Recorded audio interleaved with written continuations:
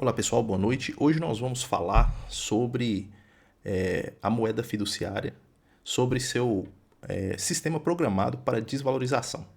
Recomendo também para quem não assistiu o nosso primeiro vídeo, onde a gente tratou sobre economia, esse vídeo aqui é a base para essa conversa que a gente vai ter sobre a moeda fiduciária. E a gente vai conversar aqui e explicar como que a desvalorização da moeda é programada e como existe algumas oportunidades em outros mercados onde a gente tem exemplo de tokens que eles são programados para valorizar. E também como podemos entrar, como escolher os melhores momentos para fazer aportes, como se posicionar.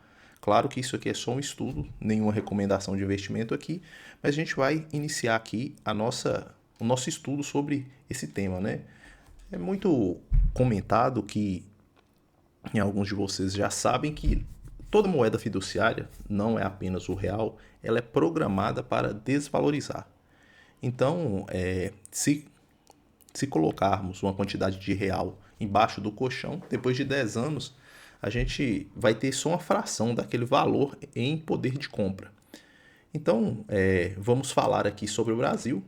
No Brasil a gente tem o nosso real, né? Nossa moeda de circulação, o real brasileiro. E é uma moeda que ela tem alguns, deixa eu já colocar aqui, conforme a gente já estuda, né? O real brasileiro. Real brasileiro.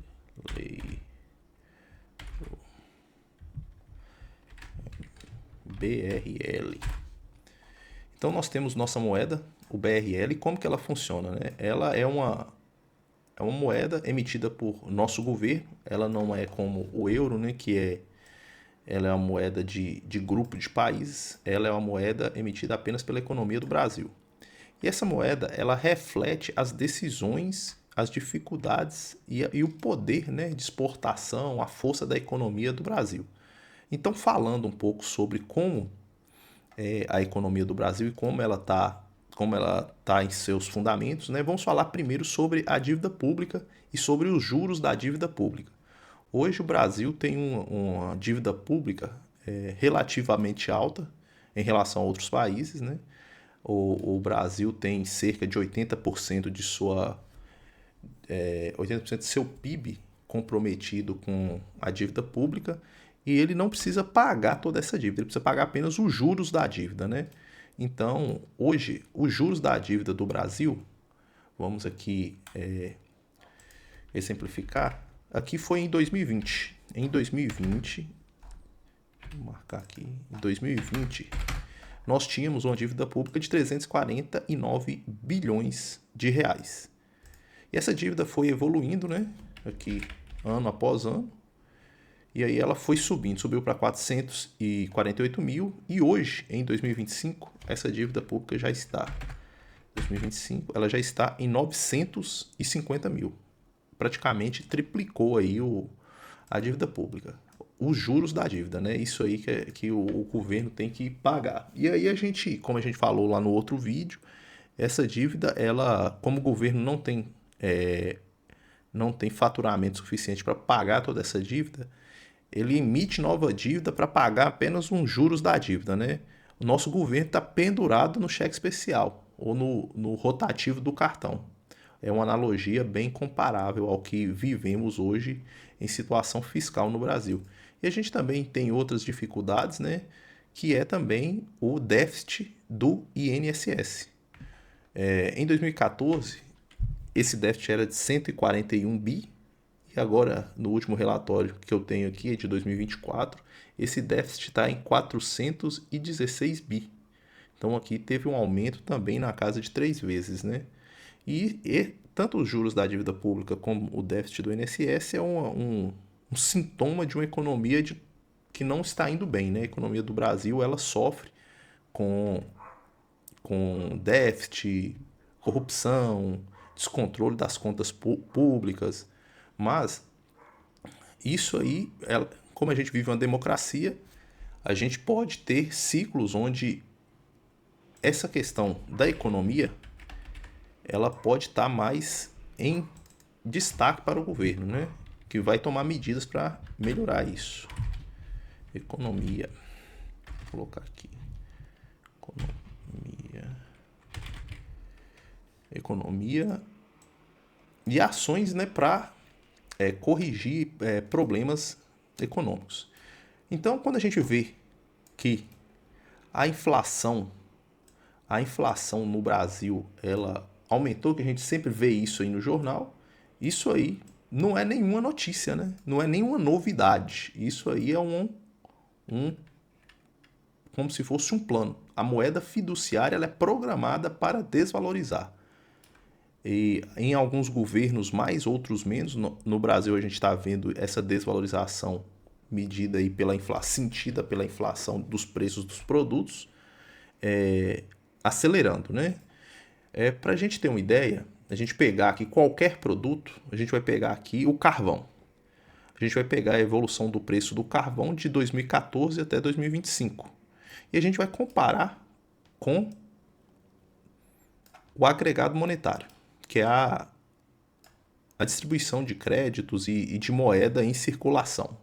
A gente pode ver aqui, esse relatório ele é de 2017 até 2025. A gente pode pegar que os preços costumam seguir a emissão, né? A emissão de moeda, a quantidade de moeda em circulação. Então, como a gente pode ver aqui em 2021, né? 2020 para 2021, foi justamente onde tivemos essa elevação na oferta monetária, né? Então, a gente aqui saiu de 150 para 2.200 no preço do carvão, depois ele recuou e agora segue em um ritmo de subida. Isso aí é a perda do poder de compra acontecendo, né? A gente teve aí um cenário na pandemia aí onde a gente teve um pico de preço do carvão que retornou com o tempo, mas não volta, né, para o mesmo valor de R$ 150 aqui. Ele subiu para 2.500 e agora está em 450. Então é tudo muito bem sincronizado, né? Pode ter algum fator no curto prazo que tira esse sincronismo, mas quanto mais dinheiro em circulação, quanto mais dívida que é emitida pelos governos, mais o preço sobe, né? Dos produtos em geral. Claro que pode ter algum produto, dependendo de safra, outros fatores que podem ter alguma variação, mas no longo prazo eles sempre vão seguir essa tendência de desvalorização. E isso é programado e já é a economia do governo planejada para ser assim. Seu dinheiro vai desvalorizando. E o que acontece? Que dependendo da saúde da economia também, com ofertas de emprego, os salários não acompanham essa inflação. Então você continua ganhando a mesma coisa e as coisas aumentaram de preço. Então vamos mudar aqui para... E quando esse ativo ele é programado para desvalorizar. Deixa eu mudar aqui. É programado para valorizar, justamente. No caso, a moeda aqui ela é programada para desvalorizar, né? Ela é programada para desvalorizar. O ativo que a gente vai comentar aqui ele é programado para valorizar. Então nós estamos falando aqui da maior corretora de criptomoedas do mundo, a Binance. Deixa eu já colocar aqui o nome dela que nós vamos falar aqui. A Binance ela é a maior corretora de criptomoedas do mundo e ela atua em praticamente todo mundo. Alguns países ela não atua, mas ela tá onde ela não atua, ela provavelmente tem planos de implementar seus serviços nesses países. E a Binance, ela tem, que foi lançada em 2017, uma rede blockchain, que hoje é chamada de Binance Smart Chain, né? No início, quando ela foi fundada em 2017, existia duas redes, né? Era a Binance Smart, né? A Binance Smart Chain. Deixa Deixa eu já colocar aqui que a gente já deixa o estudo atualizado. A Binance Smart Chain. E a gente tinha também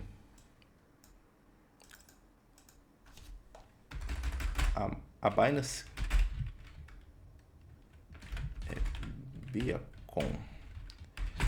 Beacon Chain. Binance Smart Chain e Binance Beacon Chain. Quando a gente fala em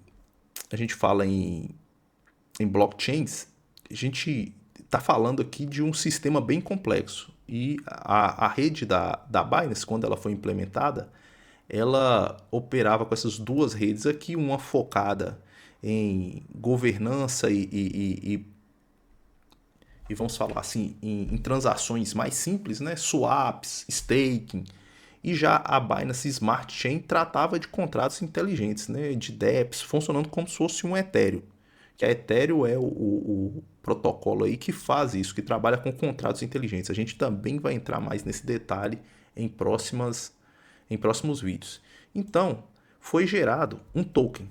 Mesmo antes da rede ser implementada, esse token foi lançado, que é a BNB, já anotar aqui, BNB.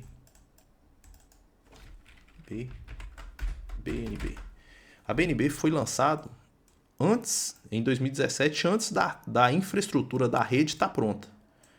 E aí esse token foi lançado na rede do Ethereum.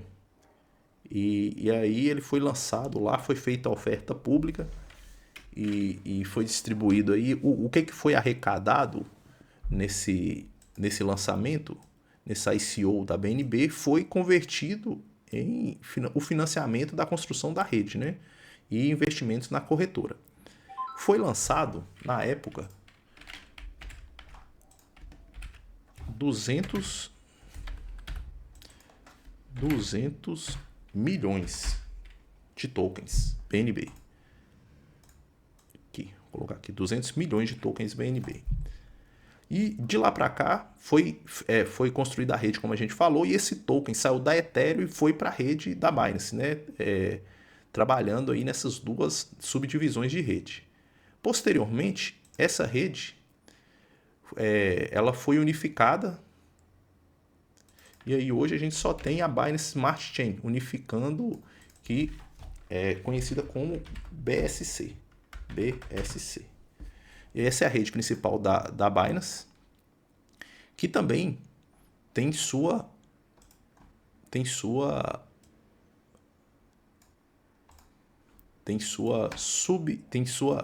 rede de segunda camada, que é a OPBNB. Para que serve uma segunda camada em uma rede como a da Binance, que já é uma rede com taxas baratas, que é um dos diferenciais da rede da Binance, da BSC, é que ela tem taxas mais baratas e ela é mais rápida do que a rede da Ethereum. Que quando a gente fala em rede de contrato inteligente, a primeira rede, a que tem mais usuários, é a rede da Ethereum. Só que a rede da Ethereum é cara para você fazer uma transação. Vamos pôr um exemplo aí. Para você fazer uma transação na rede da Ethereum, você vai gastar, no momento aí de pico, R$20 para você converter Ethereum em Solana, por exemplo, em um sintético da Solana dentro da Ethereum. Você vai gastar R$20. Já na BSC, você vai gastar apenas 20 centavos numa comparação aí. Então, já é uma rede rápida e barata. Só que a rede da Binance, ela é uma rede muito utilizada. Então, em momentos de pico, ela pode ter muitas transações que podem impactar o funcionamento da rede. A rede pode ficar lenta, a rede pode travar, que acontece em algumas blockchains aí. Então, por isso, foi criada a OPBNB, para ser uma segunda camada que consegue ter taxas ainda mais baratas e ter mais velocidade. A rede da BSC é uma rede relativamente descentralizada. Ela não é nem a menos descentralizada, porque a gente tem aí alguns casos aí como algumas segundas camadas do Ethereum, que só tem um validador, no caso da Base, por exemplo, ela só tem um validador. Já a BNB ela tem 55 validadores. Quando a gente fala aqui de descentralização, deixa eu já colocar aqui, descentralização.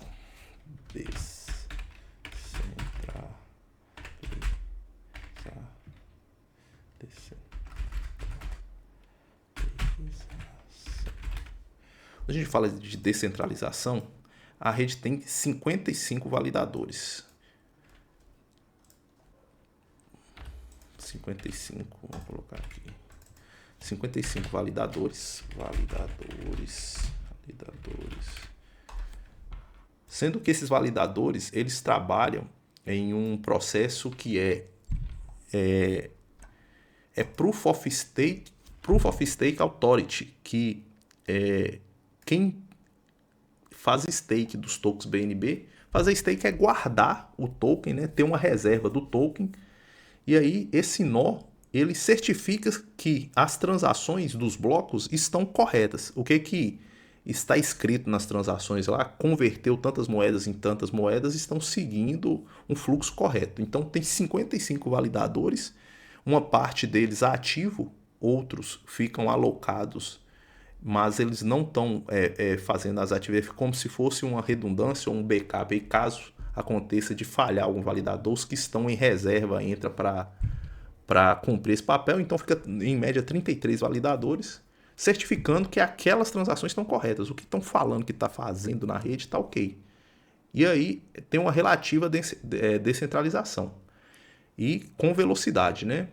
E aí a gente tem essa relativa descentralização, mas a rede, ela, quando era apenas a BNB Smart Chain, antes da fusão, sofria com alguns custos, né? Os custos com data, né? Com o arquivamento de dados, né? Todas essas transações, as carteiras, todas as informações, elas precisam de uma infraestrutura para armazenar esses dados, né? Como a gente fala da BSC, só para entendimento aqui, a BSC, no seu momento de pico, a rede principal, tá? A rede principal teve 21 milhões de transações. Dia. Isso aí é muita coisa. Isso aí são muitos dados, é muita informação. Então, e aqui na rede de segunda camada, eu vou colocar aqui. Deixa eu colocar aqui para cima e aqui.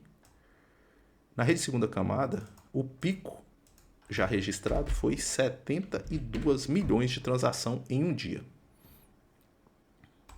Então, para resolver esses problemas de custo, foi criado um protocolo aqui na rede BSC, que é o Greenfield, que é para isso, é para armazenamento de dados. Greenfield. Então, o escopo da BNB é isso. Só que a BNB, ela é uma rede que ela é extremamente rápida em implementação de melhorias. A BNB já está trabalhando num hard fork que é para tornar a rede principal mais rápida e mais barata. Então, a gente teremos aí em breve a melhoria da rede. Vai ter o hard fork. Eu vou colocar aqui. Hard fork Maxwell. Hard fork Maxwell, que vai fazer com que a rede principal tenha características parecidas com a segunda camada, que opera aqui na BSC. Então, em quesitos de rede, a BNB Smart Chain é uma das mais atualizadas e mais modernas. E além disso, ela já tem integrações com IA e agentes de IA. Então, olhando infraestrutura e classificando, ela está no top 5 aí das melhores infraestruturas, falando apenas de blockchain. E ainda assim, ainda tem a maior corretora do mundo por trás, que é a Binance, né? Que esses números aqui a gente está falando apenas da blockchain BSC.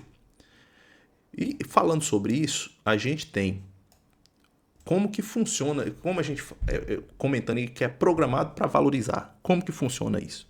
No início do projeto foi ofertado, né? Vamos falar aqui de como foi feita essa distribuição, que a gente chama de tokenomics, foi ofertado 200 milhões de tokens, né?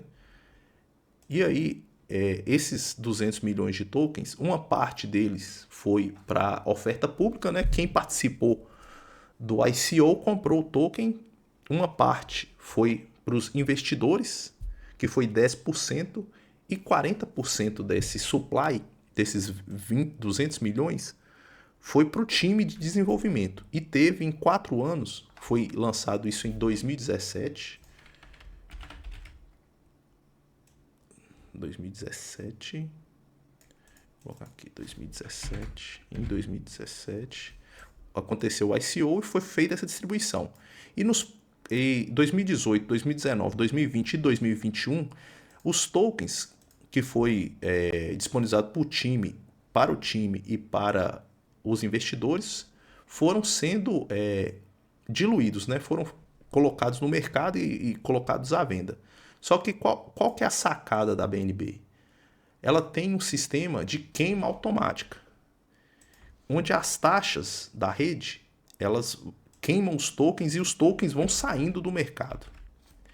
Então hoje, a BNB já queimou 48 milhões de BNB.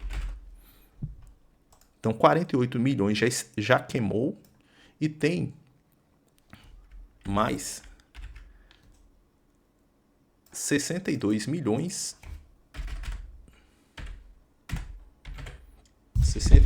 de BNB para ser queimada, planejado para ser queimada em um sistema de auto-burn. Quanto mais a rede for utilizada, existe uma equação para isso, e o preço do token a cada trimestre, em um dia do trimestre aí, é comprado uma quantidade de token e é queimado. Esses tokens desaparecem. Para que isso? Para acontecer uma valorização programada do token. No final desse processo de queima, restarão apenas 200 milhões de tokens. E como isso se reflete no preço? Em 2017, o token foi lançado, vou falar aqui de preço, né? De preço. Falando aqui de preço. Falando aqui de preço, em 2017, o token foi lançado e ficou por esse preço aí durante um tempo, por R$37. E aí, até hoje, 8 anos depois, né, o token passou para R$4.250. E como existe esse processo de valorização programada, a tendência é, claro, que tudo acontecendo conforme planejado, o token vai apreciando, né? Ele vai ganhando valor perante que a gente está conversando aqui, a moeda fiduciária, o real, o dólar, que são programados para valorizar, como a gente viu aqui nos gráficos, né? Então, essa tese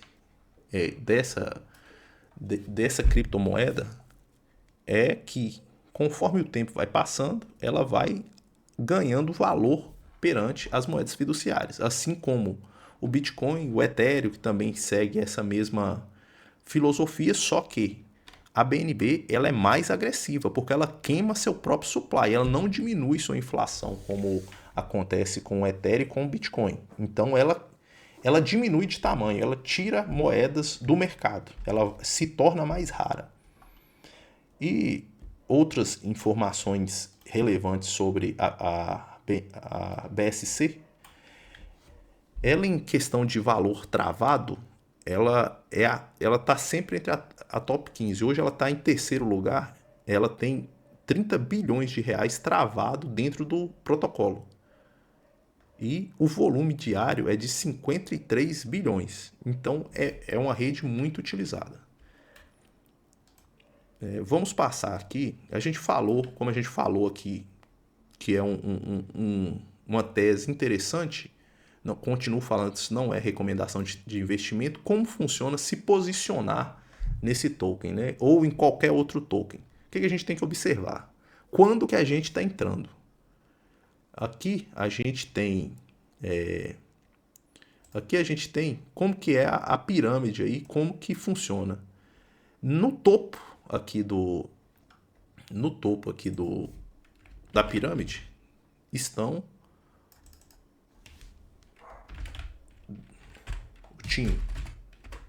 o time de desenvolvimento, o time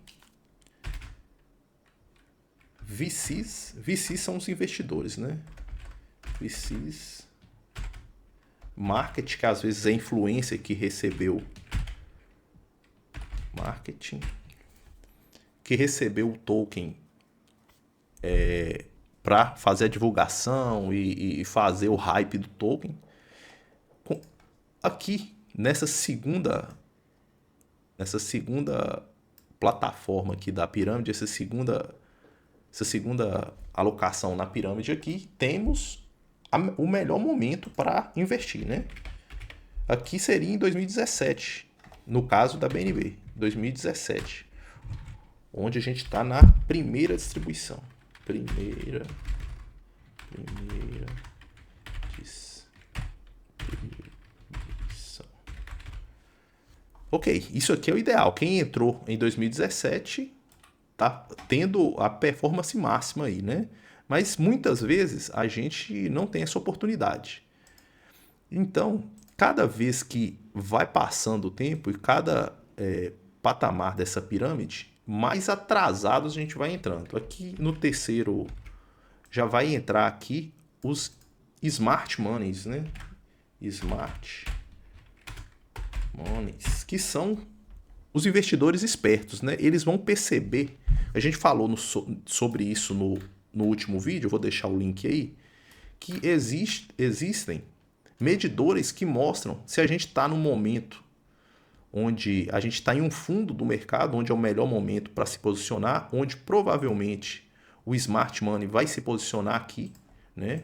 O Smart Money vai se posicionar aqui, né? Ele vai comprar aqui e o Smart Money vai vender aqui, observando esses indicadores que eu falei um pouco sobre eles no último vídeo e a gente vai se aprofundar mais sobre isso em próximos vídeos. Então, o Smart Money provavelmente vai vender aqui.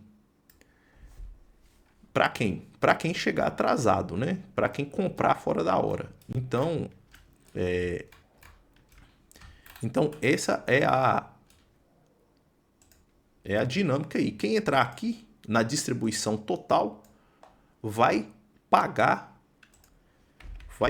a saída de todos os que estão acima, né? Todos que estão acima vão vender na cabeça de quem está por último. A gente chama aqui de sardinha. É o investidor sardinha que entra no final do ciclo, movido por indicadores que a gente vai falar, e a gente falou um pouco sobre isso no último vídeo.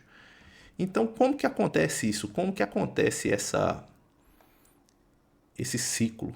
Então, em primeiro lugar, acontece a consolidação do mercado. Consolidação do mercado. Isso aqui, quando já passou essa primeira fase, o mercado entra em outro ciclo. Aí já na segunda, a gente vai ter momentos onde o preço ele vai estar aqui, ó. Nesses momentos aqui é a consolidação do mercado. Essa é a hora de melhor ponto possível de comprar. Depois da consolidação, o mercado ele passa por uma expansão. É o segundo. Uma expansão. Ele passa pela expansão aqui, que é esse período aqui, que o mercado ele está subindo, né? E aí ele está se expandindo, né? E depois, o que vai acontecer? Vai acontecer a rotação de capital, onde o capital vai sair das melhores, no caso do Bitcoin e do Ethereum, e ir para as principais criptomoedas, né? A rotação. E, finalmente, a gente tem a Altcoin Season.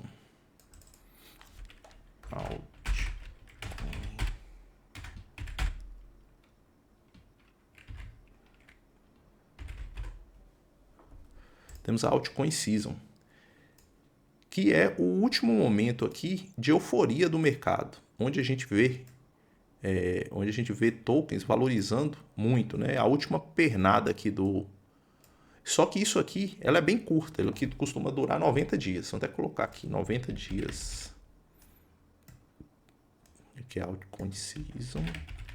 E aqui, 90 dias. 90 dias. Em 90 dias, a gente vai ver uma valorização das moedas, só que logo à frente vai ter o bear market, né? Que é quando todo o mercado ele cai muito rápido e violentamente. Então, aqui a gente vai ver uma desvalorização de 90%. Ou mais nas altcoins, né? Aqui será 90% de desvalorização. Vou mudar essa cor, 90%. Então, por isso é importante se posicionar nos melhores pontos do mercado. E os tipos de token também é importante você sempre se concentrar em tokens que têm bons fundamentos. Exemplo, BNB. BNB é um token que tem a maior corretora do mundo por trás, tem uma robusta rede, que é a BSC, fundamentando, fazendo queima e causando a valorização do token. Mas o que acontece? No período de bear market, esse token ele desvaloriza um pouco menos do que os outros, mas vai desvalorizar muito. Aí, quando ele finalizar esse período de bear market, um novo ciclo inicia, e esse período aqui é o melhor período para comprar. Quando ele fica aqui pulando em cima do fundo aqui, vai fazer movimentos como esse aqui, ó. Você pode perceber quando um token está nesse momento, ele fica aqui, ó, pulando, sobe, cai, mas ele não cai mais do que isso. Aí ele fica nesse período aqui por muito tempo, né? Nessa fase aqui, que é o melhor ponto de compra. Só que aqui tá todo mundo falando que o projeto morreu, que nunca mais vai subir de novo. Só que a gente percebe que são projetos que têm grandes fundamentos, né? Tem uma rede robusta por trás. E como que você sai desse... Quando está na Altcoin Season, como que acontece para sair do mercado? Vai gradualmente vendendo uma grande parte de suas criptomoedas, né? Aqui vende a maior parte e nunca vende uma pequena parte, dependendo de quanto dessa moeda você está disposto a encarteirar. Mas nunca que seja 60% das moedas você vende. Quando você, por exemplo, é um Bitcoin da vida. Aqui você fica com 40% e vende 60%. Porque quando ele cair aqui, essa desvalorização vai fazer, vamos falar, 1 milhão virar 100 mil, virar 300 mil. Então isso aqui é bem sofrido. Então, no consolidado geral do vídeo é isso. Espero ter mostrado aqui, explicado aqui como funciona uma pequena parte, né, desse mundo aí de criptoativos e de economia, para você tomar suas próprias decisões aí. Lembrando que isso aqui não é recomendação de investimento. E para ajudar aí o conteúdo e ajudar no canal, gentileza se inscrever e deixar um like aí para ajudar. Obrigado e até mais.